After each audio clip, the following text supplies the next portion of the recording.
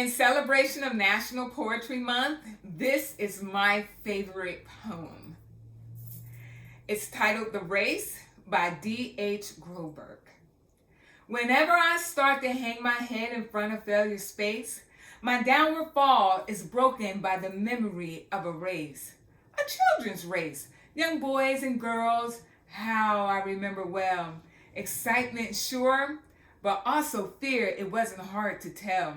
They all lined up so full of hope, each thought to win that race, or tie for first, or if not that, at least take second place.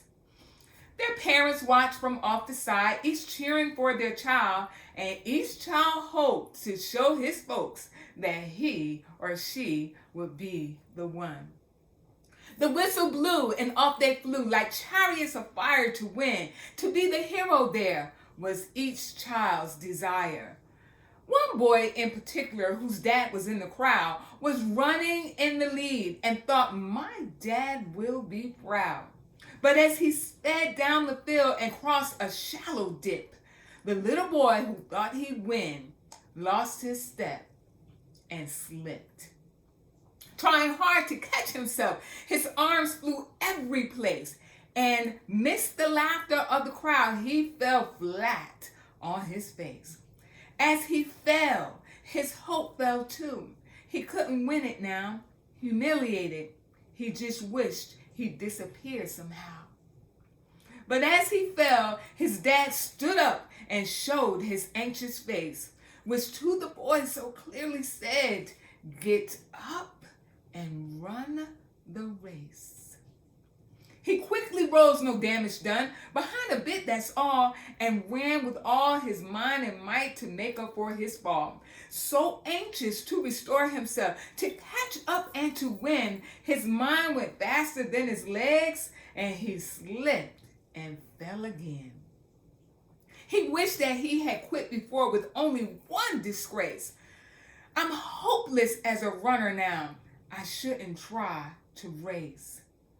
But through the laughing crowd, he searched and found his father's face with a steady look that said again, get up and run the race. So he jumped up to try again, 10 yards behind the last. If I'm to gain those yards, he thought, I've got to run real fast. Exceeding everything he had, he regained 8, then 10, but trying hard to catch the lead, he slipped and he fell again. Defeat! He lay there silently. A tear dropped from his eye. There's no sense running anymore. 3 strikes and I'm out. Why try? I've lost, so what's the use? He thought. I'll live with my disgrace. But then he thought about his dad, who soon he'd have to face. Get up. An echo sounded low. You haven't lost at all. But all you have to do to win is rise each time you fall. Get up. The echo urged him on. Get up and take your place. You were not meant for failure here. Get up and win the race. So up he rose to run once more, refusing to forfeit. And he resolved that win or lose, at least he wouldn't quit. So far behind the others now, the most he'd ever been, still he gave it all he had and ran like he could win. 3 times he had fallen, stumbling. 3 times he rose again. Too far behind to hope to win, but still ran to the end. They cheered another boy who crossed the line and won first place. Head high and proud and happy. No failing, no disgrace. But when the fallen youngster crossed the line in last place, the crowd gave him a greater cheer for finishing the race. And even though he came in last with head bowed low, I'm proud. You would have thought he won the race to listen to the crowd. And to his dad, he sadly said, "I didn't do well." "To me, you won," his father said. "You rose each time you fell." And now, when things seem dark and bleak and difficult to face, the memory of that little boy helps me in my own race.